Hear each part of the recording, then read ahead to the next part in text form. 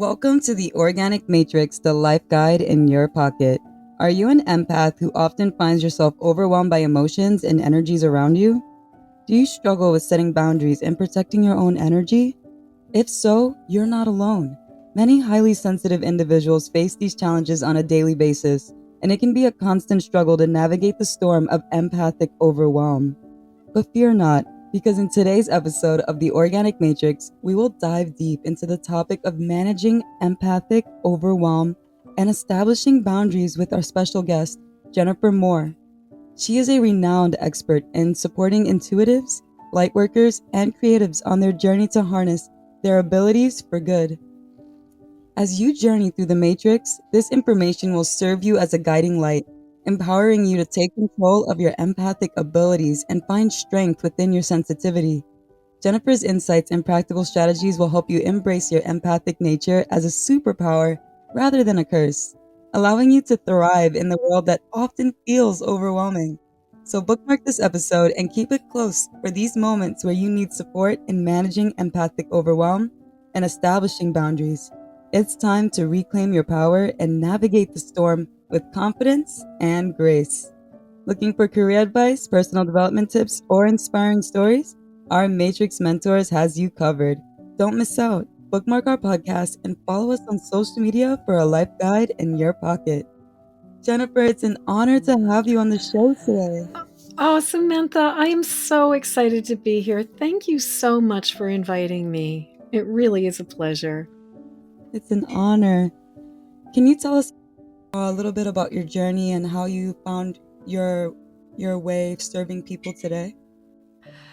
So like so many, absolutely. Let me see if I can try to make a very long story short here. I mean, I was personally born in the early 60s and at a time where nobody was talking about this stuff. And so I was very frequently told that I was being too sensitive, that I was overreacting, that I was taking things too personally. And the kids knew I was weird. Like they knew that there was something different about me. And I kind of knew I was different too, but I didn't really necessarily have the words for it. And I had a family who were very sort of scientifically oriented and very like, there's got to be a reason for this, or like, that's not real. That's just your overactive imagination. And so I really struggled with feeling a lot of intense emotions that didn't correlate with my life, that didn't necessarily make sense a lot of the time. And so I struggled with what I thought was at the time, like by the time I was like in my early teens, and especially once I was in my mid-teens, I perceived myself as struggling with depression. I perceived myself as struggling with anxiety. I was going down the route of psychopharmacology as well as self-soothing with sugar and cigarettes at that point in time, and just trying to find answers. And the thing was that for me, I know what it's like to struggle and feel like something's wrong and something's broken and just it's not working. And I also know what it's like to get relief. And so as a result, pretty much from the time I've been in my early 20s onward, I've been as committed to the path of recovery for myself and for sharing the tools that work for me with other people, because I just know, like, is it okay if I use sort of like semi off-color language here, or do I was Yeah, I could bleep I was them going to out. say, I know how much it sucks to really be in that place where you just feel like your life is just spinning out of control. And so if I can help one person not have to go through some of the things that I've gone through, then my life will have been worth something, or it will have been, like I will have accomplished my goal. Oh, thank you so much. And thank you for bringing something that you struggled with and turning it into a gift for everybody, because growing up, I could relate to your story. Like I'm super sensitive, and growing up, I was like, there's no way that nobody's reacting to the things that I'm seeing. Like, Right. I'm Right. like, do people like walk around pretending like everything's normal?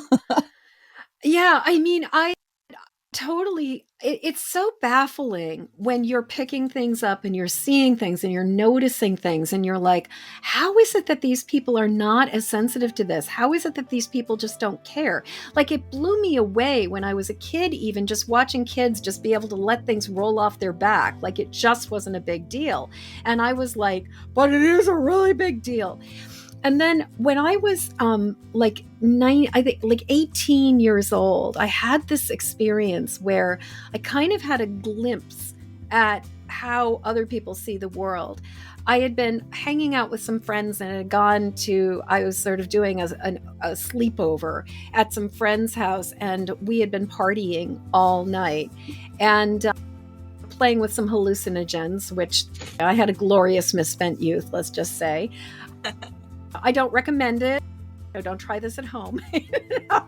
But we had been partying, and at the end of the night, when every sort of like the other people had gone and it was just me and my friend and her boyfriend, they had turned on the television and they were just watching like this Godzilla versus Gamera, like badly dubbed Japanese horror movie. And I was sitting in one chair and they were sitting together like on a couch or something like that. And they were watching the TV and they were just laughing at it and finding it kind of funny. And I was like watching the room. I was noticing the fish tank and the little it had one of those like fake diver with a treasure chest that opens and closes as the air bubbler, and I'm watching the air bubbler and I'm watching the fish and I'm hearing the sounds and I'm watching the television and I'm watching them watch the television, and I'm noticing like the curviness or the waviness of this old house and the floor, and I'm aware of the sounds of the house around me and the feeling of the air on my skin and the color of the light and everything that is going on around me. And I look over at them and they are like tunnel vision, just focusing on this one TV show. And that was the moment when I went, oh, I see the world in a different way than these people do. They don't see the things that I see. They're not picking up all of the energy, the thoughts, the feelings, the sensations, the things that are going on in the world around them. They have a capacity to just sort of put on the blinders and kind of compartmentalize and just see the one thing in front of them. And that's the thing, I think, is empaths and highly sensitive people, as well as other kinds of neurospicy people or neurodiverse people, that I think we often imagine that our experience, that other people are experiencing it. And in a world where so frequently people are always talking about, well, everybody's an empath or everybody's equal, it's really hard because the thing is, no, everybody is not equal. And when we try to lump everybody into the same category, the problem is those of us who really are not in that category, who are outliers, end up feeling like, well, there must be something wrong with me. Why can't I fix this? Why can't I do this differently? Why can't I experience the world differently? And for me, that experience was one of those pivotal, like really significant moments, because that was one of the very first times where I kind of went, oh, I think I am experiencing the world in a really different way than other people are. Oh, thank you so much. Your story is so beautiful and you speak to my soul. I relate to you on so many levels. And yeah, when you mentioned that when we try to lump everyone into one category, it's so true. Like when I was younger, I'm neurodivergent, so I have ADHD and I have dyslexia, and it Yep. it, it merged with my empath abilities because I feel like it wasn't like we literally have different shaped brains. We literally process information different. Like it goes from the right hemisphere to the left instead of the left to the right. Yeah. And so I was put into a special ed class, and I'm telling, like, I go to school in New York. So a lot of public schools in New York are not very chill. They can Yeah. be very aggressive. Like the students there are rowdy. And so the elementary school put me in special ed for like 2 days, and I couldn't learn anything. Like there's kids fighting, different behavioral issues, and like all these kids needed different attention. So like how can Exactly. yeah, so they had to take me out of that class and put me in a typical learning environment, which I'm so grateful for because my disability isn't a handicap. It's just something I have to learn how to make my superpower. And that's why I love this empowering notion that you took with being different. It's okay. Let's figure it out. Right. Well, and I will say it was an incredible journey to get to the place where I'm like, it's okay, because I really thought there was something wrong with me and felt like I was the problem. I was too sensitive. I was overreacting. And I will just say that, yeah, dyslexia and ADHD runs in my family. I think that there's a really interesting interconnection between ADHD and being an empath. And the more conversations I've had, the more I'm realizing that many, many, many of us who are empaths are also neurospicy in other ways. And so in my family, like ADHD is pervasive in my family. Dyslexia runs on both sides of my family. I was really fortunate in the fact that something like my brain clicked over. Like I had a really hard time with reading. I was a horrible speller as a child. And then somewhere around the age of 9, it was like something in my brain clicked and my capacity to read shifted. But I will say that I have a love-hate relationship with writing and with reading. Like if I'm maxed out, if I'm already overwhelmed, the first thing to go is my reading and writing ability. It's like my capacity to process is directly connected to my stress. So when you were talking about the whole system of taking a kid, a girl with ADHD and dyslexia, and throwing her into the behavioral room, it's like it's the worst thing you can possibly do. I was really lucky because I grew up right before the intervention started to happen. Whereas my siblings, my brother, my sister, she got some help. But my brother, because he's the youngest of the three of us, he ended up in special classes. And it was probably the worst thing that could have happened to him. He was extremely smart. He was extremely bright. And he was surrounded by these kids with behavioral issues. I think the fact that we lump kids with brain differences in with kids with behavioral issues, it's like, what ad genius came up with this idea? Not a smart way to put things together at all, because the needs are so completely different. My brother, who really struggled with dyslexia, he's at this point, I mean, he's a doctor of physical therapy, and he's in, works in the medical industry and is in management and does a lot of really amazing things.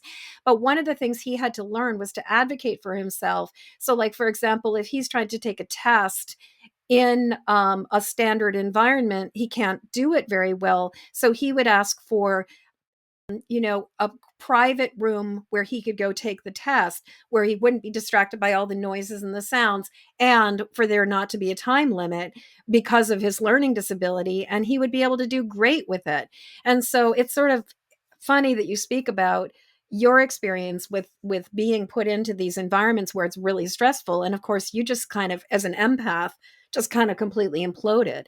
So, I mean, this is a whole conversation. And actually, I've had a couple conversations about on my podcast, Empathic Mastery Show. I've got 2 episodes where we talk about ADHD and empaths, because of the fact that there definitely seems to be a correlation. And I could go down a whole rabbit hole about there's this gene mutation, the MTHFR gene mutation. And what's really fascinating is that it seems like there are a lot of empaths with this gene mutation, but then there's a lot of tons and tons of people who are on the spectrum between dyslexia, ADHD, autism spectrum, that there are many, many people with this gene mutation who end up somewhere along the spectrum. So I think that there's definitely correlation with, like, we are wired differently. We are different.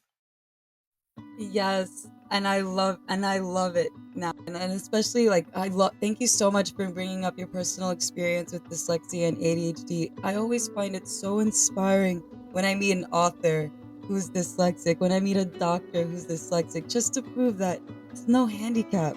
Like, No, we have to learn, the thing is that the ordinary solutions don't work for us. And I mean, in some ways, I think that that's one of the biggest discoveries that I've ever had personally regarding being an empath in general, is that the ordinary solutions that you can see a normal, quote, normal person doing, a lot of times those don't do the trick.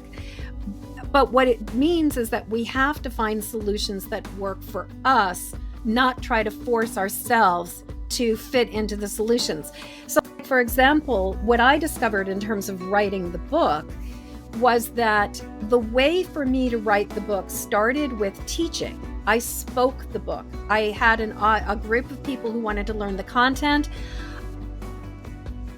I asked people questions. I got what were the questions that were most important to the people who were struggling with their empathic overwhelm. And then I created a curriculum based on the information that I was getting from other people.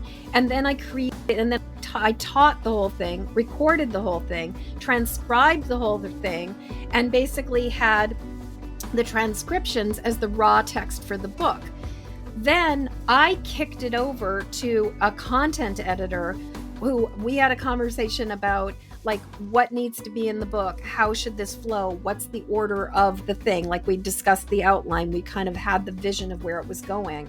And actually, as I say that, I realized I actually had a conversation with another person about the flow before I even kicked it over to the content editor. So we knew the direction it was going in. And then that person pulled the chunks, moved them around, and sort of fit it together like a puzzle. And then only after it was fit together like a puzzle that made some sense did I come back to that rough draft and actually go back in and rewrite into it and edit it, add more content, add more personal stories. And I had to schedule it. Like, I had to schedule chunks of time to just get my butt in the chair. I would put on like the binaural beats or the solfeggio frequency, like meditation music on YouTube, and have like the drone going in the background. And I also have this frequency generator called a Rife machine because of my relationship or history of Lyme disease. So there are frequencies that you can run that contribute to like focus and brain entrainment. So I'd run frequencies, and I would just sit down with like YouTube in front of me, frequencies behind me, with my computer, and just be like, and I'd go to Facebook and I would like write a thing, and I'd tag all of the people who are like on my team for the book, and I'd be like, okay, wish me luck, I'm going in. And I would basically say, I'm showing up to write. I'm going to do this for the next X amount of time. And I'm going to come back and I'm going to report back that I did it. So I was holding myself accountable. I was putting myself out there. And that was how I got the book done. And then I kicked it back over to other people who knew my writing, who knew my voice, and who could do really good editing. What I want to say is anybody who thinks that writing is a solo project does not understand the nature of writing. Any good content, any good book that is out there, any really good piece of writing has had an editor. It has been through the hands of more than one person, because we can't read the label from the inside of the jar. And like letting ourselves receive help is such an incredibly, incredibly important part of getting the book out into the world. But it took me 3 years. Like, there are some people who could write a book in the course of 6 months. I just had to honor not my resistance, but my pacing, like how much time it takes to do things, and just respect that it was going to take what it took, and that I still had to just keep showing up for it instead of giving up, because that's the real thing. I think it was a Banksy image. And I don't know if I'd seen it with a Banksy image. I don't know if it was actually like he wrote it with the spray paint, but it basically says pause instead of quitting. Like when you hit that wall, hit the pause button, don't hit the stop button, don't quit. Pause instead. And that, for those of us who are hitting empathic overwhelm, who are hitting those moments when our bandwidth is maxed out and we just don't have the brain power to process anything process anymore, it's like pause, hit the pause button, like allow yourself to reboot, but don't quit. Oh, that's fantastic advice. And I knew it was divine timing to talk to you today because that's exactly how I felt today. I felt so overwhelmed and I was like, you know what, I got respect. And that's the biggest thing, right? Like when we're not typical, right? We don't fit into the square box. And it's really important to like learn ourselves and then with that self-discovery, learn to love ourselves, accept ourselves and like not pressure ourselves because I find that in like my personal journey, and I'm sure many Matrix members can relate, is you really want to get something done. You feel yourself getting overwhelmed. You really want to keep working at it.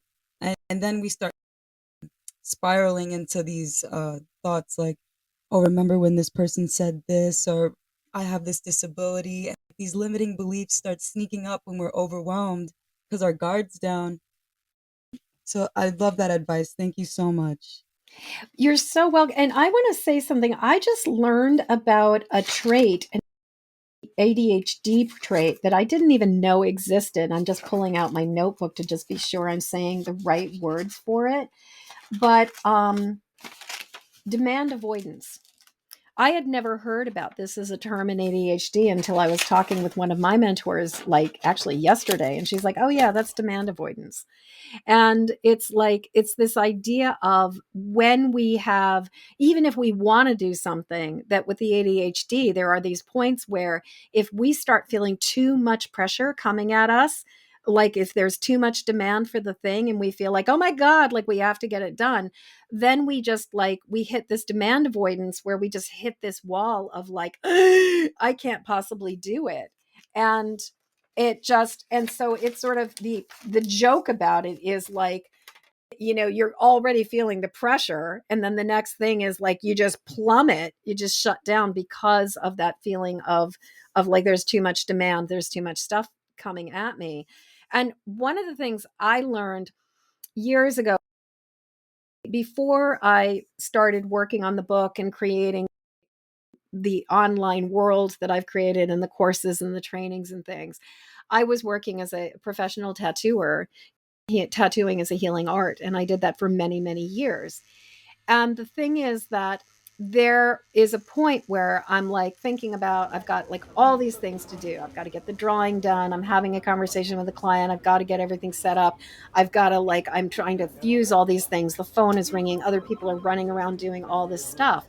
And what I noticed when I would hit this place where I would start to feel pressure. Like I'd start to feel this sense of like hecticness and like, oh my God, you better hurry up. You better move faster. You're not moving fast enough. And what I realized and discovered was that anytime I started to feel racy or hectic or urgent or like I had to move faster, I would actually shoot myself in the foot if I kept trying to go faster. But if I noticed that I was revving up and instead of trying to push my foot down on the accelerator, I would downshift and I'd actually pull my foot off the accelerator and just be like, okay, slow down, take a chill pill. Let's do this at half speed right now. Let's not try to rush through this. I would inevitably do a better job and I would get more done by moving at half pace than if I tried to like double my speed. Even something like I don't want to do the dishes. It's like if I'm trying to rush through the dishes, not only am I more likely to break a glass or something like that, but I'm going to do a mediocre job and I'm probably going to max out midway through.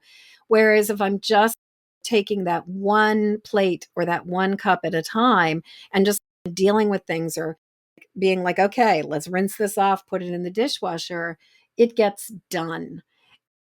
Oh, and I think the thing is that this is one of those places where the intersection between the neurodiverse brain and the empath, that sense of overwhelm, like when we hit overwhelm, it gets really hard for us to function, whether it is task overwhelm or like physical clutter overwhelm or physical sensations in our body overwhelm, or when we are just in that place of like we're just being bombarded with too much energy, too many thoughts, too many feelings.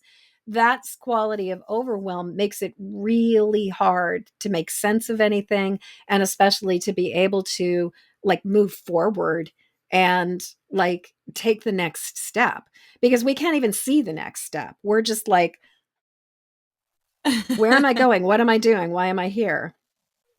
It's so true. I love that you bring case studies, that you like look into these details, because when I was growing up, I didn't really understand my disabilities until now. Like now that I'm an Mm, adult and I could actually read it, and that's the biggest thing. And so most of my life, I don't even remember most of my memories or my times with friends or family, because to what you were saying, I was living in a state of overwhelm. I was living in a state of fight or flight. I had yeah. so much stress. Like now that I'm more mindful and I'm meditating, like I see myself typing on my computer, like working on some work or writing notes in my book, and I see myself clenching, and I'm like, have you ever worried about whether your furry friends are getting the best nutrition possible? As a dedicated pet parent, I've always believed our pets deserve nothing but the best when it comes to their diet. I love my pets, and I want to make sure they live long, happy, healthy lives. That's our responsibility as a pet parent. I used to spend hours meal prepping and cooking food for my pups. But Num Num takes the problem of me hovering over that hot stove away. What sets Num Num apart is their unwavering commitment to transparency and quality. You can actually see the proteins and vegetables in their meals: beef, chicken, pork, peas, carrots, kale. It's fresh and you know exactly what your dog is eating. Isn't it time to feel great about what you're feeding your dog? Order Num Num today. Just head over to the description below and I'll be putting our promo link. And guess what? You get 50% off your first order and free shipping. Num Num food is packed with fresh proteins your dog will love. Fresh really means fresh with Num Num. You can see exactly what your dog is eating. No fillers, no weird ingredients, just wholesome, delicious meals. Your furry friend deserves the best, and with Num Num, you can get just that. Let that go. I'm starting to Yeah, build yeah. it up.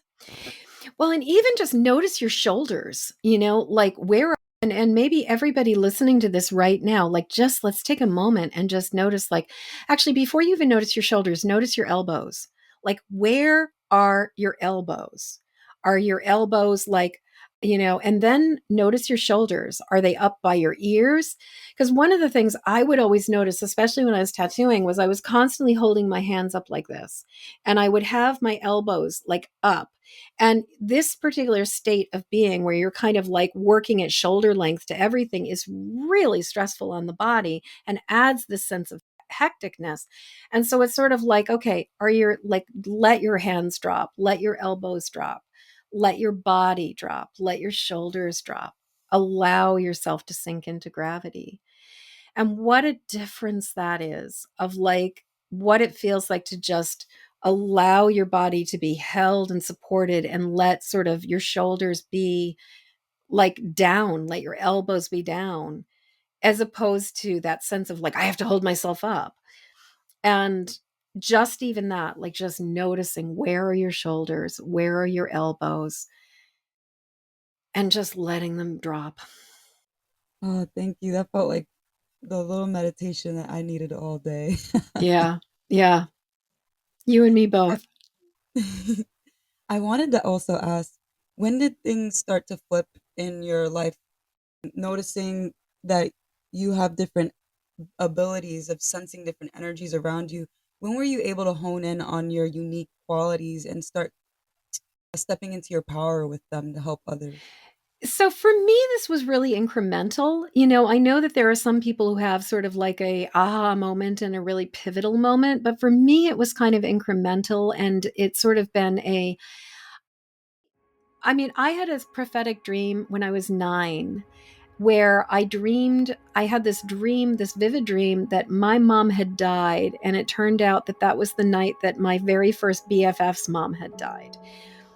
And so, and the thing was, it was interesting is that my definition of empath is an empath is a being, I'm sort of backpedaling here, but an empath is a being who picks up the thoughts, feelings, energy, and sensations from the world. And it could be the world right around them. It could be across the planet. It could sometimes be even galactic. Like there's like people who are so sensitive, they're picking up stuff outside of this realm and outside of this dimension. But that, and the thing about an empath picking up the thoughts, feelings, energy, and sensations is that unlike a psychic, an intuitive, a psychic, or a medium who know they're picking up information coming from outside, empaths process information as if it's their own. And so like for example, an intuitive or a psychic would walk into a house where maybe there'd been like a death or a fight or something, and they would be like, wow, it feels really sad in here, or it feels really angry in here. Like I really get the sense of like, oh, it seems like somebody might have died in here. The empath walks into the same space and goes, why do I suddenly feel so sad? Why do I suddenly feel so angry?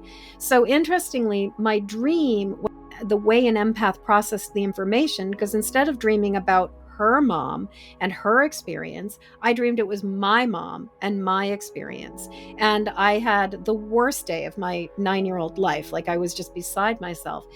But I somehow, when my mom said, oh, so and so's mom died of breast cancer last night, I put two and two together. I went, I dreamed about this, and this is what happened. So by the age of 9, I was already aware that I had extrasensory perception. So I was starting to look for books. I was starting to look for information. And I just wanted to learn everything I could. By the time I was about, 18 and a half, 19, I picked up my very first tarot deck and I took to it like a duck to water. I understood it. I took a class with somebody who was teaching it, and I was like, the first class, I'm understanding the decks more than he is. And I'm sharing, like, and I'm like, and this, and this, and this. Like the kid, I was like, oh my God, I know more about the deck. Like I'd only been reading for about 3 weeks and I knew more about tarot than this kid did. I understood it completely. And so I started reading tarot cards. I started doing psychic work. I started telling people things that would happen. I started just being able to be like, yeah, watch out. You want to be using birth control. You're going to get pregnant. 3 weeks later, they'd be like, you were right. I'm pregnant now. There was this stuff that would happen. But what happened for me with that was that I started to have my personal recovery journey around sugar addiction and cigarettes started to happen around the same time that I was really starting to develop my psychic abilities. And so as I started to look at what was making me use sugar, what was making me use cigarettes, why was I turning to these things for self-soothing, and I started to look at my own journey in recovery, I was also doing work with other people. And so as I started to become more savvy to my own wounds, what I started to realize was that instead of just reading tarot cards, and there's this woman, Thalassa, from San Francisco, who's a tarot, one of the OG tarot people. And Thalassa used to say, or maybe she still does, I haven't seen Thalassa in years, but she would say, I see, it's like you will meet a tall, dark cesspool and fall in. And the thing is, like, that's old school fortune telling, is like, this is gonna happen to you. This is what you're gonna experience. And I started to realize it wasn't helpful for people to know what was just going to happen to them. It wasn't helpful to just have this is your fate. This is your destiny. I started to become a lot more curious about the why. And I started to become a lot more curious about how do we address and deal with this and shift it? So instead of it being, you're going to meet a tall, dark cesspool and fall in, I started to look more at, okay, so what is it about tall, dark cesspools that are so appealing to you? And why do you keep being attracted to them? Why are you falling into them? And so then from that question, I started to be like, okay, reading is great, but it's not a tool for clearing the trauma and the memories and the history and the stuff that's getting us stuck. And so that's when I started to be like, I need to learn how to use tools to help other people to make these shifts. So, one of the very first tools I learned was breath work, using breathing techniques and using conscious, deliberate breathing to move the energy in the body and to shift places that have been stuck where we have trapped emotions. From breath work, I then went into Reiki because and just my guides, my spirits, spirit would be like, you got to do this, you got to teach a tarot class, you got to do this, you got to do this. So I went from breath work, I went from teaching tarot and reading tarot to learning how to do breath work, to becoming a Reiki master, to deciding to go to seminary because I wasn't able to get things to quite click or work. Like, my business was like, I knew I was good at what I was doing, but I was also in my late 20s, early 30s, and didn't quite have the chops yet, and like didn't really understand how to run a business. So I decided to go to graduate school and got a master's degree in psychology and religion. But at the same time that I was doing that, I was also doing a year, like a 13-month training with this wonderful woman, Sylvia Brallier. And Sylvia was, or Brallier, some people call her, but Sylvia had at the time this thing called the School for Body-Centered Spiritual Healing. So I did a 13-month program with her, learning about shamanic healing techniques while I was in graduate school, while I was in seminary. And ironically, I got out of seminary, got my master's degree, got ordained as a minister, ironically, with Sylvia. I spent 3 years in graduate school, and it took 5 minutes to become an ordained minister through Universal Life Church, but became a minister, had all this training, all these credentials, and Spirit was like, you're going to become a tattooer. And so I sort of pivoted in this direction and started to integrate all of the skills and the tools that I had, my training, undergraduate training as an artist, my training as a Reiki practitioner, as a breath worker, my training in pastoral counseling and care and supporting other people. And so I took all of these pieces and then sort of spent 20 years putting prayers on people's skin and helping their truth and beauty to surface and working with people to just draw out their truth. But also, I learned a lot about how to sit with and hold space for pain without taking it on or feeling like it was my job to make it better or rescue people. And while I was training as a tattooer, I continued to I would get these prompts. So I ended up doing a 2-year-long shamanic apprenticeship program with some other shamanic practitioners to learn how to do soul retrieval and those kinds of more advanced techniques.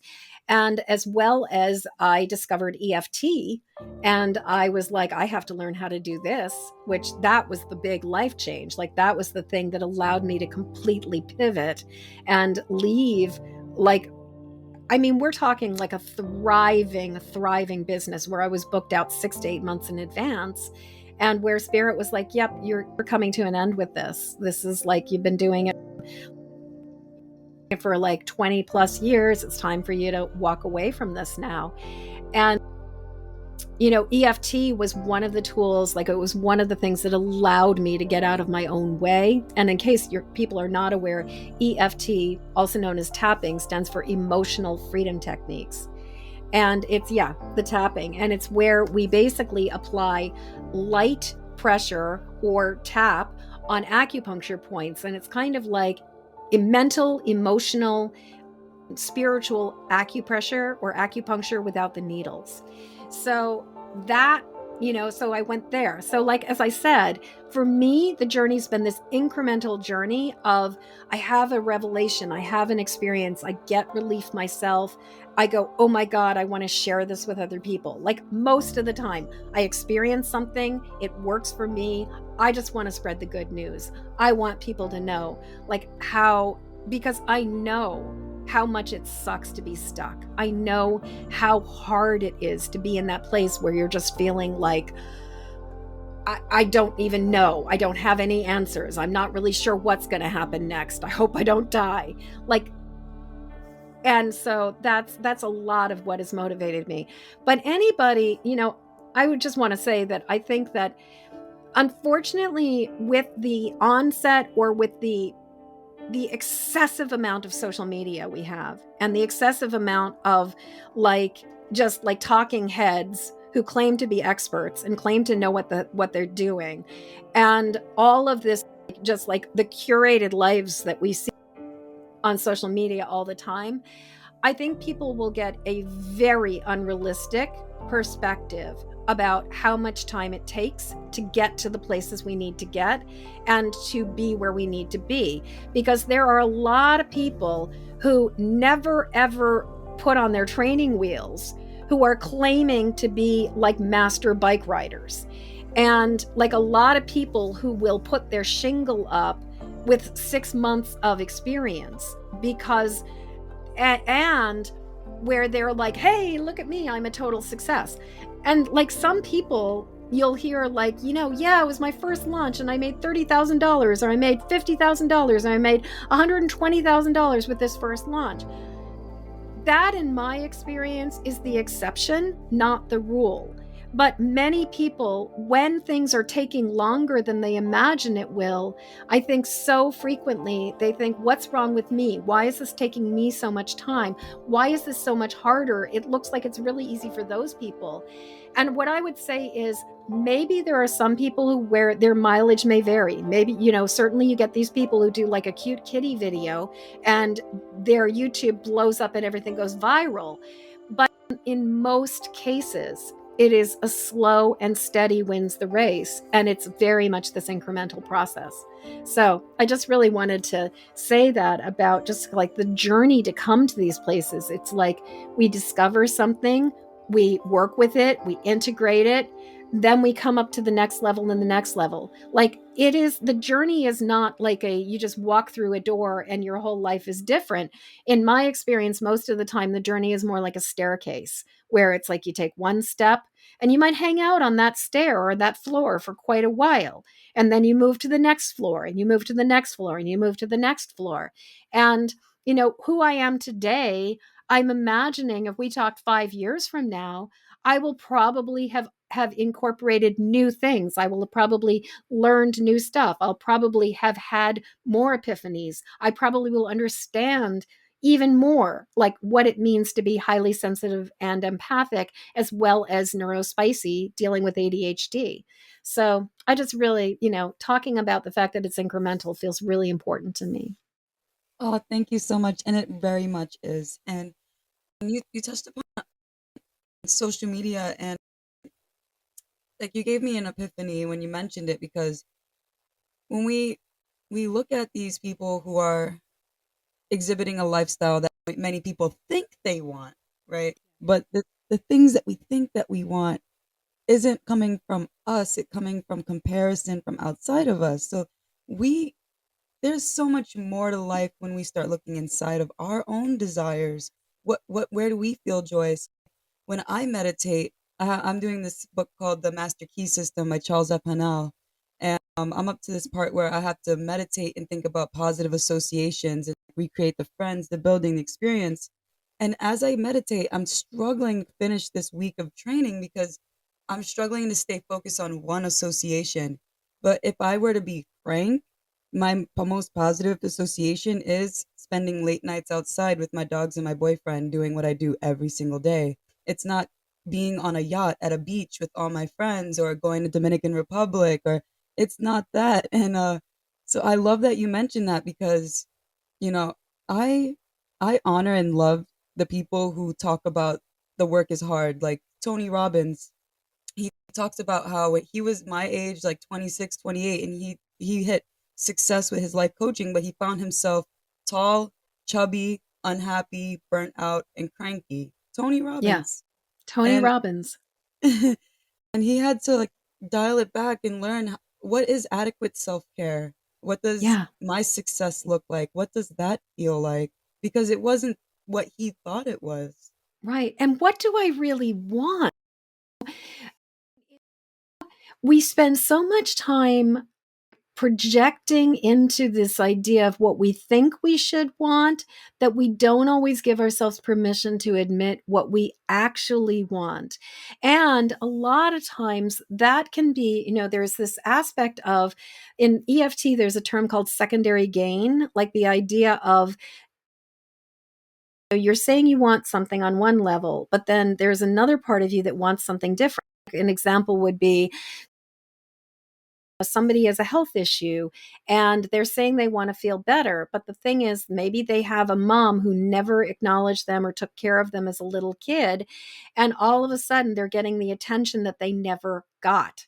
It's sort of like, if this, so the need to feel healthy is actually less, has less strength than the need to be nurtured. And so as long as we're up against the parts of us that are needing something, we're going to go for the real need, even if we consciously are thinking, I want to make six figures, or I want to have X number, and for empaths, this is something that comes up so often.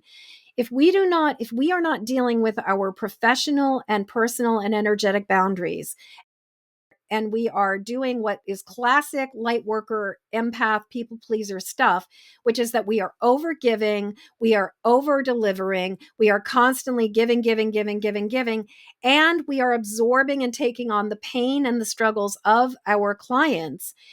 Even if we're saying, I want more clients, the truth is, if we are getting overwhelmed by the 3 clients we're working with in a week, I guarantee you're not going to attract more clients. Period. Like, boom, mic drop.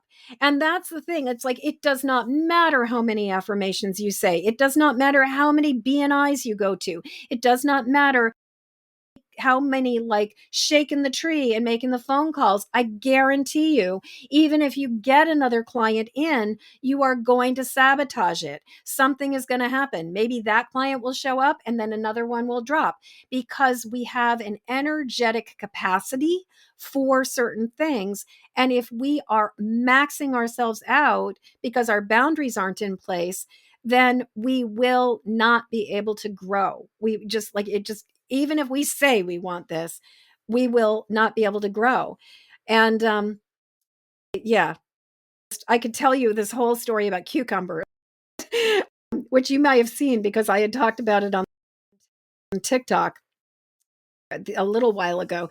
But like, where sometimes we got to look at whether we have the capacity to process more before we ask for more. That's like the simplest way to explain it. Absolutely. And something that I'm learning now studying with my spirituality is there's this saying that they say, God doesn't give you what you can't handle. And then to build on that, Charles F. Hanel says that, and on Napoleon Hill, our abundance matches our capacity of care, maintenance, and responsibility. So exactly, it's true. If we want to pursue six-figure life, we have to be in a position where we can do six-figure work. And you also have to be prepared for the consequences of a 6-figure or a 7-figure life. I mean, one of my coaches, she just, and mentors, she just received a 70,000 pound tax bill because of her business. She wasn't quite expecting it to be quite so high, but they went to the accountant and the accountant is like, yeah, you've got a 70,000 pound personal tax bill that you guys owe the feds. She's in the UK, but that's part of, if you are not ready to pay the tax bill, if you're going to get emotionally bajiggity about the fact that you've got to pay a 70 pound tax bill, then you're not ready for that abundance, because that tax bill is part of the abundance. And I think that's the thing. It's like, there are things that we have to be energetically in alignment with all of it, not just the, ooh, millions of dollars dropping into my bank account. But like, I mean, I've been realizing, like, if you look around your house, if you look around your, or your home, your space, wherever you are, and you look in your kitchen, look in your kitchen, look on your desk, look at your purse. Look in your laundry baskets? Is everything, like, does everything have a place? Is everything put away? Is everything where it needs to be? Or do you have baskets of stuff or boxes of stuff where you're just like, I know the thing is in there, but I'm going to have to go through it?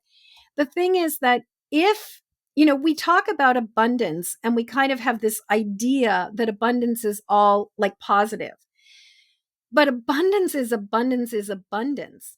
Abundance of, like, I've got an abundance of laundry upstairs right now that is not folded, but is clean. I need to process that abundance before I can allow in more abundance. And I think that we often have this fantasy or this look at abundance of like, I'm attracting or I'm ready for more abundance. It's like, are you really? Or do you have piles of laundry? Do you have dishes in the sink? Do you have all of these things? Do you have all this food? Like, are you actually processing the abundance that is in your life, or leaving are you literally letting greens rot in your refrigerator? Oh my gosh. It And that, is. for me, that was revelatory, because I'm like, oh, until I process what I already have, I have no right to attract, like, to be calling in more stuff. I would just get completely overwhelmed. The cucumber story is about back in 2021, I planted cucumbers, and I had this insane, like, just the cucumber, they were I discovered, like, there's a whole bunch of lessons to the cucumber story, but part of it was that, like, I didn't overplant. There was plenty of room, and the cucumber plants just flourished and thrived. And so we had, like, cucumbers coming in like, we'd have multiple cucumbers every single week for the whole summer. Then at the end of the summer, I got this massive pile of cucumbers. Like, I had, like, this big, big, big, like, big tray just covered with cucumbers. And if you've ever made pickles, you understand that when it comes to making pickles, you have to process them immediately or they just won't be very good. So I've got all these cucumbers, and I'm suddenly scrambling because I'm like, oh my God, I have to sterilize all the jars. Oh my God, I have to get all these spices together. Oh my God, I have to cut up all these cucumbers. I have to do all this stuff. And what I realized was that when it comes to life, you can have this abundant crop of cucumbers, but if you're not ready to process those cucumbers, it doesn't matter. It's good. And I ended up with an insane, I think I ended up with something like like somewhere around between 12 and 14 quarts of like these like sweet and sour pickles. Like, it was just crazy. But it was such a powerful lesson for me, because it was like, if you're not ready to deal with the cucumbers, then that's where the problem is. And the thing is, when we're not ready to deal with the cucumbers, we will sabotage, we'll block, we'll stop.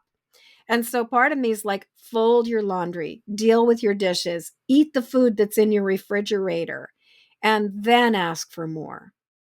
Because it's sort of Oh, like, my spirit guides would often, for 30 years, now it's probably more like 40 years, they would say to me every time I'd ask, and they would have already given me a piece of instruction. Like, right now, they're just like, fold your freaking laundry, Jennifer. Like, like, they're like, fold your freaking laundry. But when I would ask after, they'd give me that kind of single incremental assignment. I would ask, like, what else? What else? What do I need? And they would always say, do what is before you, and the rest will be revealed. Like, do what is before you and the rest will be revealed. We jump the gun as human beings so often. We're fantasizing about the future instead of just being with what we have now. And the thing is, if we cannot process and appreciate and be in a state of abundance with what we have now, I guarantee you, even if you had like multi seven figures, if you're not able to appreciate the level of abundance that you have currently, you will not be able to appreciate the level of abundance that even at a substantially higher amount. You'll just be way more overwhelmed. oh my gosh. Thank you so much. Oh, that resonated with me so much. And I love that you brought up spirit guides, because while you were saying that, I was like, you're speaking for every person's higher self right now. Like, if we all share the same higher self in the sense of the Holy Spirit, yes, you, Exactly. it was speaking through you right now. Like, it's Yeah. so true. It's so true. We have to take care of ourselves. And you're right, we get so up. Like, I know what I noticed about self actualization, right? Like Maslow's hierarchy of needs. Like, we work on our stability, we work on social acceptance, we work on et cetera, et cetera, and we get to self actualization. And what I noticed when I get to that part of my life is when I'm so driven to get the dopamine from creative tasks that I forget to take care of my body. I'll neglect my feeding schedule, I'll neglect my sleep, and then what's left? Do you forget to Crash, pee? burn. Do you ever do that? Yes, I do. And I'll stand here Yeah. like, and it starts hurting. Yeah. Or I'll forget I'm cold too. Like I'll get so distracted. Like I just forget my bodily needs. And then I'll find myself going down the spiral, having to work from the bottom up. Like, okay, what are my survival needs? Because they're not met right now. And then the anxiety comes and it's hard to manage. So I love that. Like, take care of what's in front of you, what's behind you, and you'll get to what's in front of you. Like, when in the future, after we like show the universe that we have the capacity to be responsible for it. And I Yes. love that. Yes. Yes. Well, and as empaths, I think that even the whole thing of like, where are we ignoring our own body's needs? Where are we ignoring that we need to use the bathroom? Where are we ignoring that that we're cold? Where are we ignoring that we're hungry? And if we are denying those fundamental needs, then it's going to make it really, really hard for us to get more accurate divine downloads and guidance because we are pushing away the foundational self care information. And it's so incredibly important, I think, for us to start by just listening to our body and honoring the bottom line basics and honoring that still, sometimes that not so still voice inside of us and respecting those needs. Like there's a direct connection between that and empathic mastery and managing our empathic abilities. It's like if we cannot honor just the need to go to the bathroom or the need to eat some food or the need to get sleep or the need to be warm or cool, then all bets are off when it comes to the empathic overwhelm. And a lot Right. of times also, if we're not taking care of the physical needs, we are way more vulnerable and susceptible to picking up the energy, the thoughts, the feelings, the sensations coming from the world around us. Absolutely. So I didn't even need to use my script, but I would love to ask you those questions. Can we do a second episode? Because this I is would just love amazing. to. That would be so wonderful. Absolutely. Awesome. So, Matrix members, we're going to have a part 2 to this conversation with Jennifer. It's been completely electrifying and enlightening for me so far, and I know that you guys are taking the same value. So, Matrix members, I love you. Stay on this note. Let's focus on using that meditation technique that Jennifer gave us. Take a point of your day till next week's episode to look at your shoulders, feel your shoulders. Are they high? Look at your elbows. Are they at a 90-degree angle? Are they above your shoulders? Like, let's just take conscious moments throughout the day to relax and let it be. And do your laundry. And do your laundry. Fold your laundry. Put it away. Would you like to give a message to the listeners till next week? I just want to say you are perfect exactly as you are. You were born this way for a reason, and you're good. You are good. You are worthy. You are worthy. Thank you so much, Matrix Mentors. You take care of yourself, and we'll be seeing you on the next download.